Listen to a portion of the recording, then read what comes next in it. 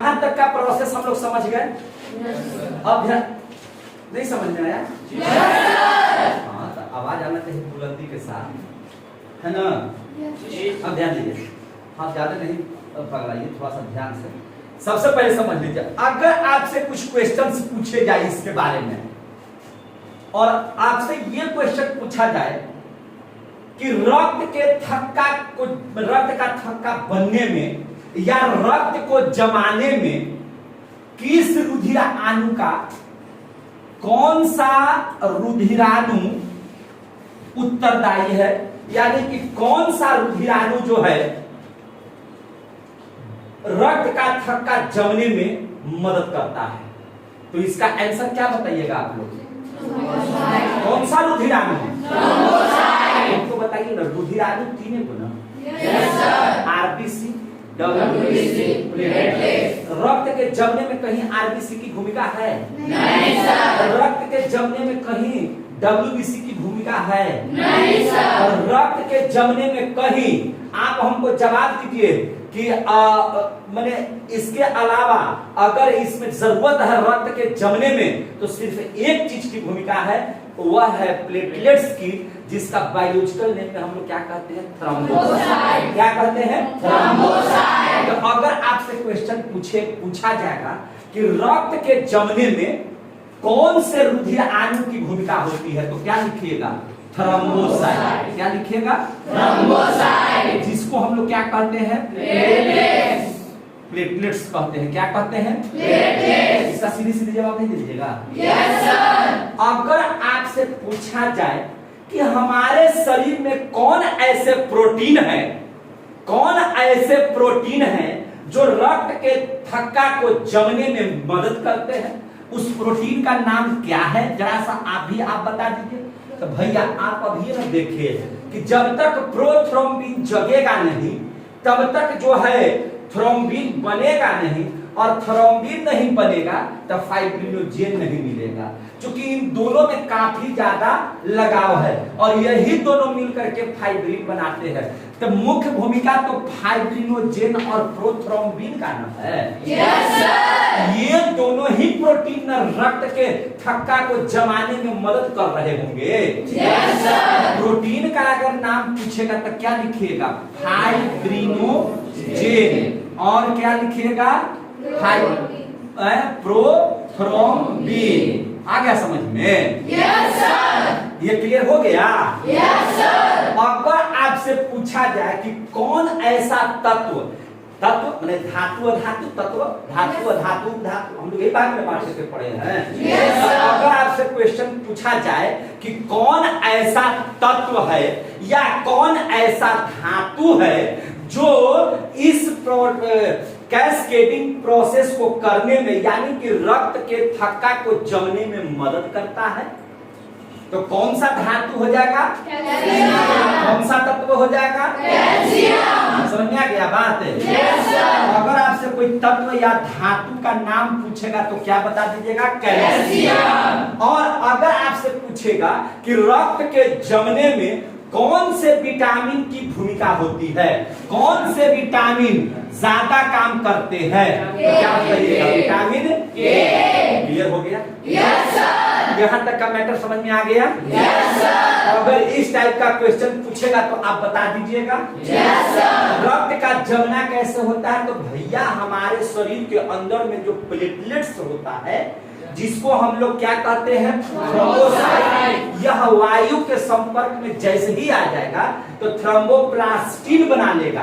यह thromboplastin calcium हमारे शरीर के अंदर में उपस्थित जो धातु है उसके साथ संपर्क करेगा, और संपर्क करने के बाद उसके ही शरीर के अंदर में जो प्रोथ्रोम्बिन पाया जाता है उससे मिल लेगा, और मिलने के बाद इसको कहेगा कि भैया, चाचा, बाबा, है ना, अंगुली कट गया है ना, हाथ कट गया है, माथा कट गया है, इसका कुंभकर्ण है, इस सुतले रहता है, अगर इसको जगाएगा, जगते ही के साथ ही क्या बना देगा?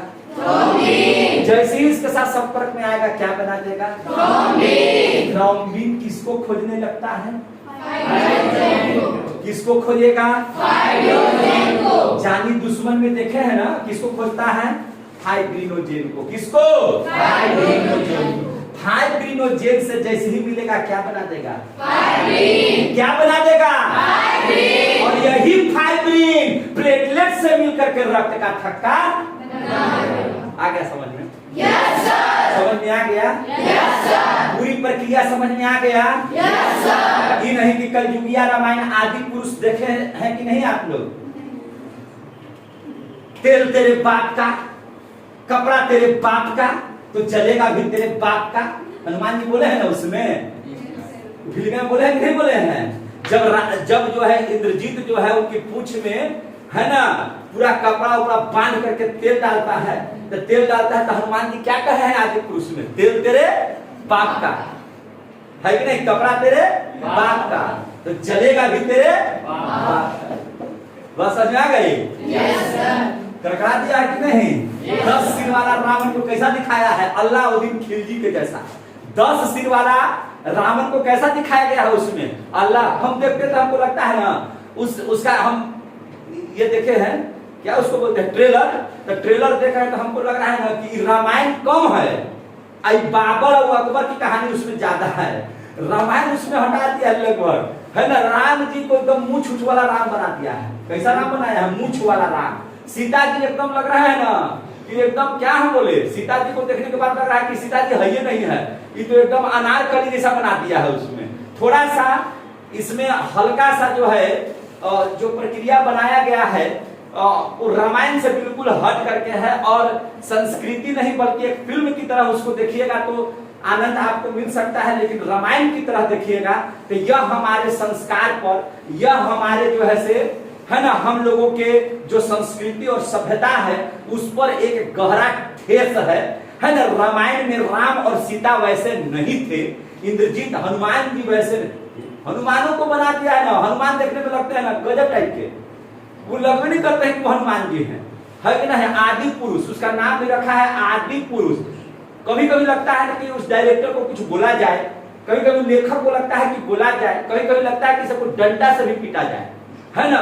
स्थिति ऐसी है क्योंकि रामायण जो है से हिंदू धर्म ग्रंथ का एक पवित्र ग्रंथ माना जाता है कि नहीं? और राम के साथ खिलवाड़, सीता के साथ खिलवाड़, ज्ञानी पंडित था रावण, ठीक है ना। एक चीज का ध्यान रखिएगा, रावण कितना भी व्यभिचारी था, उसने सीता का हरण किया था, लेकिन कभी भी सीता के साथ बात जबरदस्ती करने का काम नहीं किया था, है कि नहीं?